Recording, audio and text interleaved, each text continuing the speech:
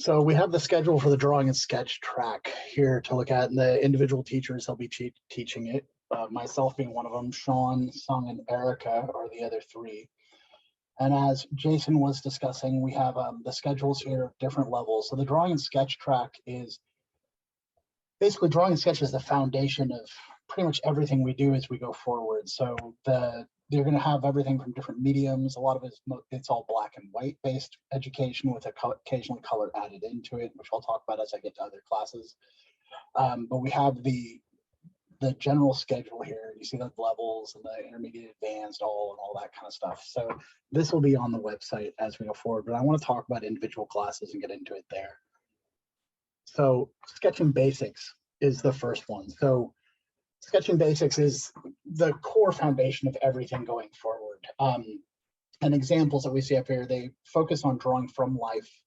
So still life, value-based, proportion-based drawings.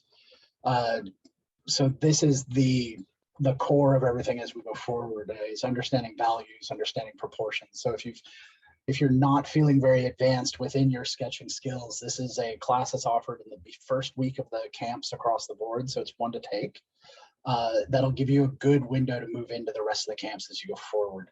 If you have been taking drawing and sketch on a weekly basis with us for a while, this might be a camp if you want to review things, but at the same time, it may not be necessary and you'll be able to move into the more intermediate camps. But it does cover with charcoal and basic foundational drawing. So drawing and sketch track for architecture, pen and ink is using a lot of those foundational skills that you would see within the drawing and sketch basics or drawing and sketch 1, 2, and 3 that we see during the normal school year, and using a new medium and learning how to process a lot of that information with a new medium, which is going to be advantageous to portfolio production and a lot of other venues moving forward. It'll be reference-based and dealing with architectural-based drawings, as well as hatching and how to shade with pen and ink. So this is a really great tool to have at your disposal for sketching just in general.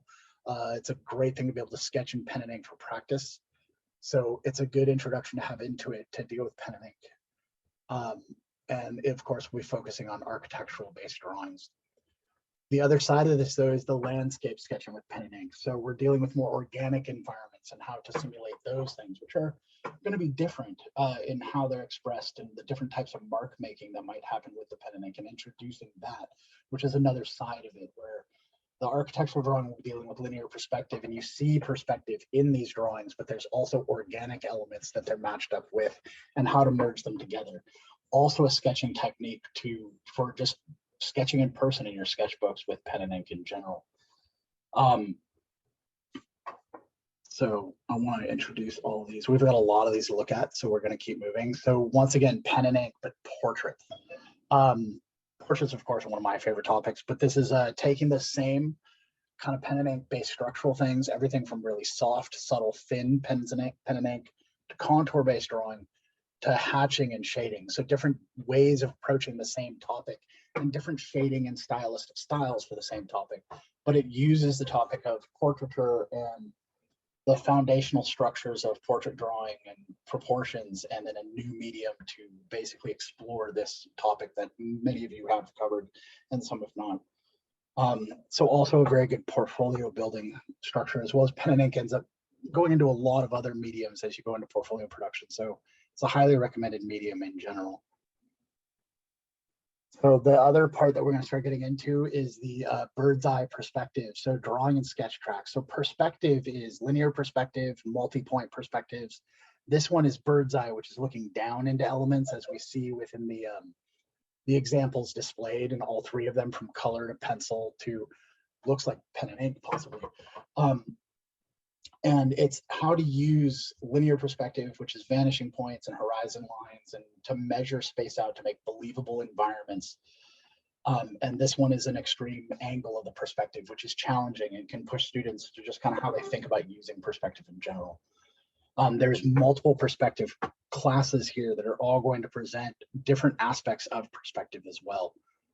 So we have creative multi-point perspective drawing. So the creative perspective drawing and creative multi-point they're going to be theme based, so say monster in the city and things like that. But this is really taking technical skills like perspective, linear based drawing, and developing creative environments using these skills.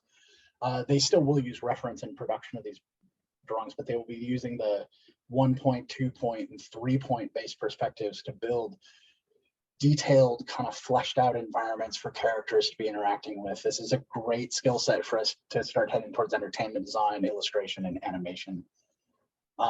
So it's a good place to explore. Also, the good thing with these perspective-based classes is a lot of the perspective stuff we do is some of the first assignments you see, say, in the AP curriculum and the once-a-week classes. And so if you do really well in here, it's a good way to also get ahead of yourself heading into AP, taking these perspective classes in general. And so using them from technical rendering for landscapes to creative environments.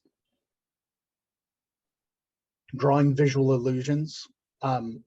This is a class I think I would like to take or teach, but so drawing visual illusions is basically the same thing of taking value-based cues of understanding how to shade and create depth, but creating depth instead to create the illusion of something happening on the paper instead. There's many ways to do this, such as pattern-based ones, such as these, where it's like you're dealing with perspective, number one, which is what would be used to create this, and then the values to make it feel like it's sinking into a whole. But the other types of visual perspectives can be such as the famous like MC Escher pieces where a hand drawing a hand, like creation from creation, or distorted fisheye perspective, which is what's happening here. So a lot of these drawing visual illusions will latch on to perspective-based tools as well as visual value-based tools to create illusions within the 2D space. There's also ways that things overlap. So something of this nature where it can be seen as multiple things from different angles, but then you realize the overlaps are subtly different. So the illusions is how to create interesting dynamic things that happen on the paper using sometimes very simple tools that can be very, very interesting as we go. And it's a great kind of tool to start bringing into more creative and abstract expressionism type things. Mixed media portraiture.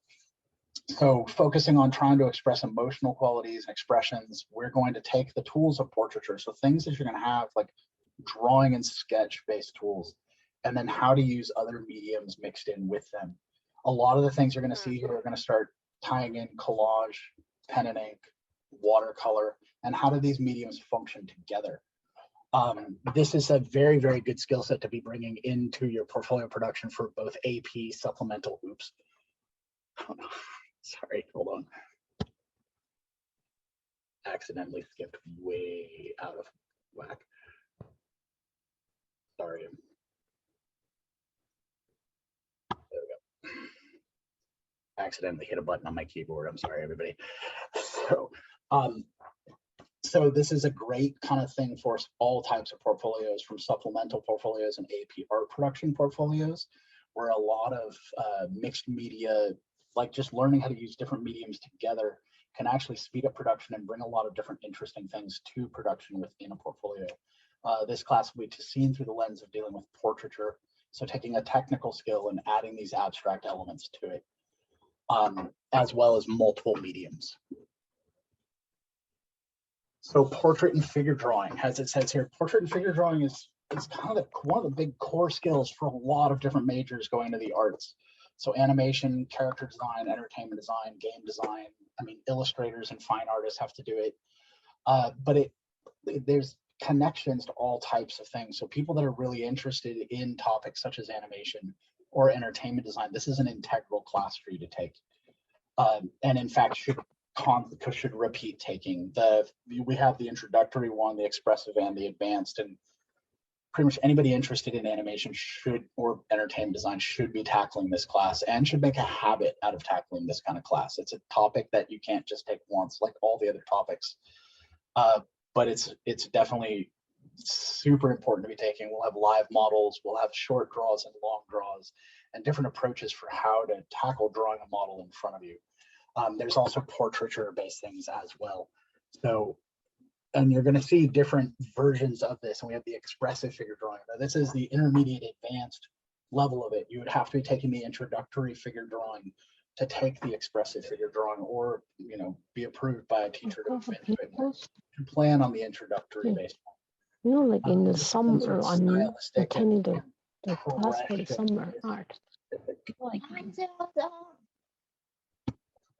This will bring stylistic, impressionistic, and expressive type movement and motion into the portraits and figures that you're drawing, which you see is expressed just in the examples that we have here, showing much more flowing mark making, good control of values, good control of proportions. All these technical skills are still there, but we started adding like an artistic flair to it as well, and exploring how that can be done.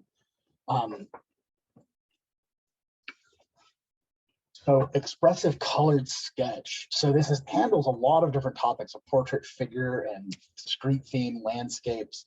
It's a lot of versions of this, but what it is the ability to capture things in a very, very kind of clean and clear way within using minimal color, but controlling value. And how to bring those things and use value to bring things forward. These are really, really important skill sets for your ability to just sketch in public.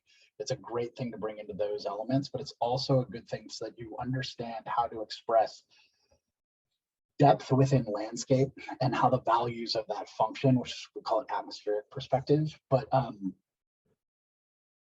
something else.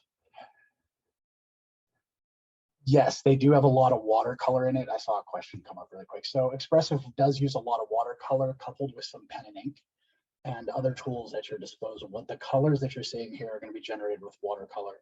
I've also seen when you have that kind of skill set with watercolor, it's also can be done with markers and things of that nature going forward. But the class will focus on a watercolor basis. And this is and they're meant to be quick, expressive, and something to capture life around you at a high rate of speed. So it's a really important skill set as you go forward, and can also be really great portfolio pieces that can be made very quickly.